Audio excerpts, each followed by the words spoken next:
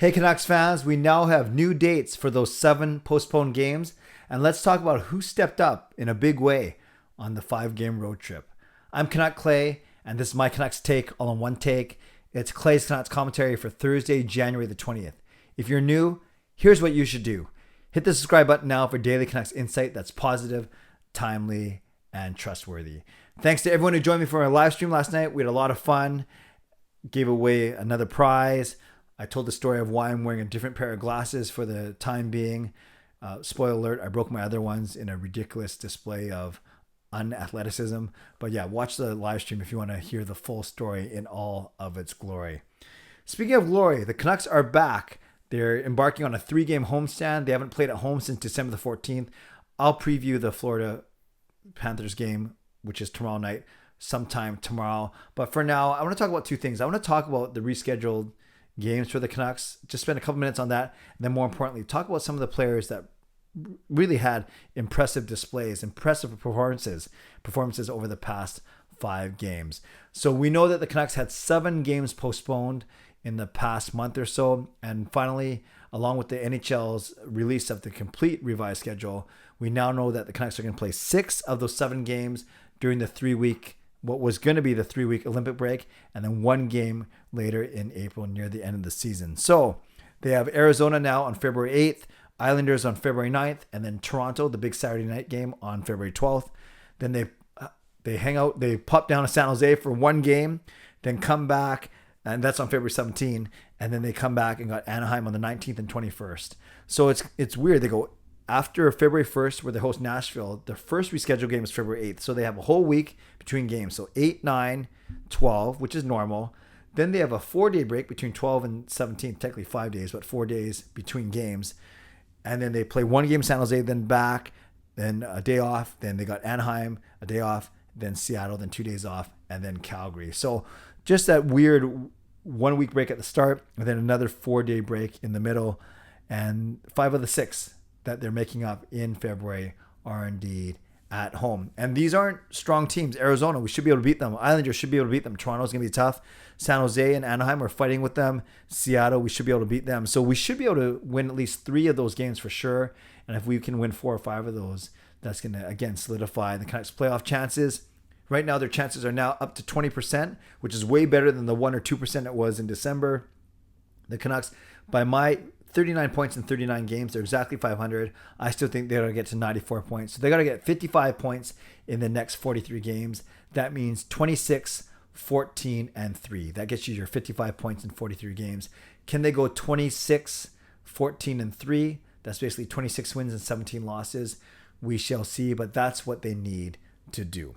Okay, let's talk about the players that have stepped up, especially on the 5-game road trip, especially as prominent players like Conor, Garland, and now Bo Horvat have been put into COVID protocol, placed in the NHL's COVID protocol. We know that Canucks, like many teams, have been struggling with COVID over the past month. We've had guys like Besser and DiGiuseppe and Dowling and a lot of our defensemen, Pullman and Shen and a few others as well, and also Yaroslav Halak, and most recently Garland and Horvat. And whereas, Besser's important, of course, Halak's important, was the backup goaltender. Our defensemen are important as well. But I think with Garland and Horvat, you're looking at 2 top 6 forwards. And that's probably the biggest combined blow that we've had in the past 4 to 6 weeks due to COVID. So who has stepped up for the Canucks in Garland's absence, in Horvat's absence? Well, there's some obvious answers and maybe not so obvious answers. With Horvat going out last game, Elias Pettersson had to go back to the middle after doing 2 or 3 games on Horvat's wing, but Pettersson returned to center, his original NHL position, and he performed very well on Tuesday night, performing with a super strong line of him, Höglander, and Podkolzin. They dominated the possession stats. They looked dangerous the entire game, especially during the second period. Petey had a goal, could have had another, rang one off the crossbar. Both Podkolzin and Höglander had good chances as well. So overall, that line played really well. So Petey, maybe not, I think he's one of the more obvious answers because of how high profile of a player he is.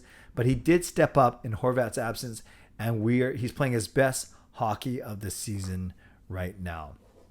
I think you also got to look at our fourth line, third line, whatever you want to call them, of Tyler Motte, Matthew Highmore, and Juho Lammikko. In fact, in the 5-game road trip, Tyler Motte was the Canucks' leading scorer with 4 points, 1 goal and 3 assists. He's the only player that had 4 points.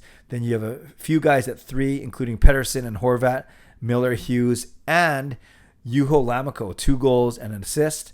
And then Matthew Highmore right behind them with 2 points. So he's tied with Besser, Hunt, and Höglander. But 3 of the top 10 scorers on this 5-game road trip was what we call a fourth line of Motte, Lammikko, and Highmore, and they had the best plus minus of the 5-game road trip too. Motte was a +3, Lammikko was a +3, and Highmore was a +2, which makes sense because they're basically playing all the time together, and you don't count power play and penalty kill in your plus minus. So it makes sense that the 2 of them are +3 and 1 of them is +2.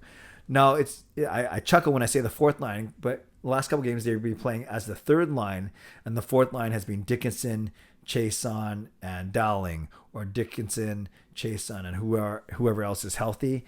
And therefore, the third line has been, like I said, Motte, Lammikko, and Highmore.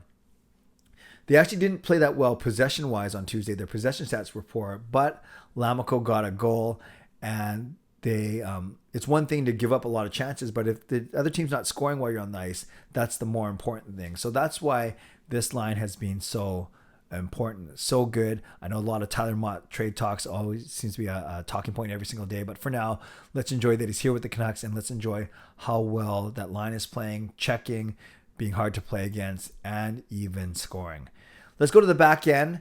I think when you think of who's been missing, it's basically Travis Hamonic, who on this team is a top 4 defenseman. So guys like Brad Hunt and Kyle Burroughs have stepped up in Hamonic's absence. Both those guys have been the beneficiaries when it comes to ice time. Hunt got a bit more looks, but Burroughs has played the last 2 games. Burroughs, he still makes the odd, strange pinch once in a while, but you can't argue with his hits. His hitting, 5 hits here, 7 hits here. I almost swore there. He's not afraid to play the physical game and to mix it up for his teammates and stand up for his teammates. So, of course, Ekman-larsson, Hughes, Myers, and even Pullman, they're going to play a lot of minutes. But I'd say Hunt and Burroughs have stepped up. And definitely Luke Schenn, probably the most impressive defender since Bruce Boudreau's got here. We know what Hughes can do, but Schenn, in Hamonic's absence, is actually playing in Hamonic's spot next to Quinn Hughes. And he has certainly stepped up in his game. Not so much on the points, but definitely his toughness and playing some solid minutes, a few more minutes more than he was playing under Travis Green. So all these players have stepped up, not only with Garland's absence and Horvat's absence, but with Hamonic's absence and overall the flux that's been in our lineup. So guys like Petey and Motte, Lammikko, Highmore, Schenn, Burroughs, Hunt, all those guys except Petey, you'd say, are kind of unsung guys. So it's great to see them step up. And the professional players will never lament who's out of the lineup. They'll simply say, next man up mentality. You have a job to do. Just go out there and do it. But it's nice to see that a lot of our so-called role players and our unheralded players are the ones making a big difference. So Canucks fans, in the comment section below, let me know a couple things. Do you have any thoughts on the revised schedule? Of the 6 games, home games that were canceled, I was supposed to go to 2 of them. So hopefully I can still go to the same 2 when they play the games in February. And more importantly, tell me about, in your eyes, which players have stepped up for you, which players have stepped up and helped the Canucks navigate this tricky time and do fairly well. They didn't do amazingly well, but they did fairly well on that tough 5-game road trip. Leave a comment below, and I'd love to read, react, and reply as always. Shout out to my sponsors, Perform and Transform, personal training and weight loss. Sign up now for a free 7-day trial. Use the link in my video descriptions.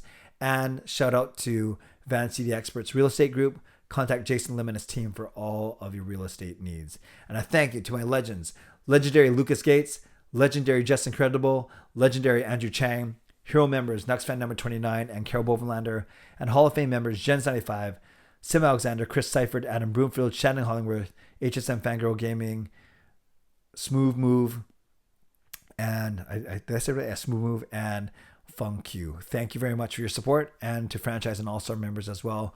You are all listed in my video descriptions.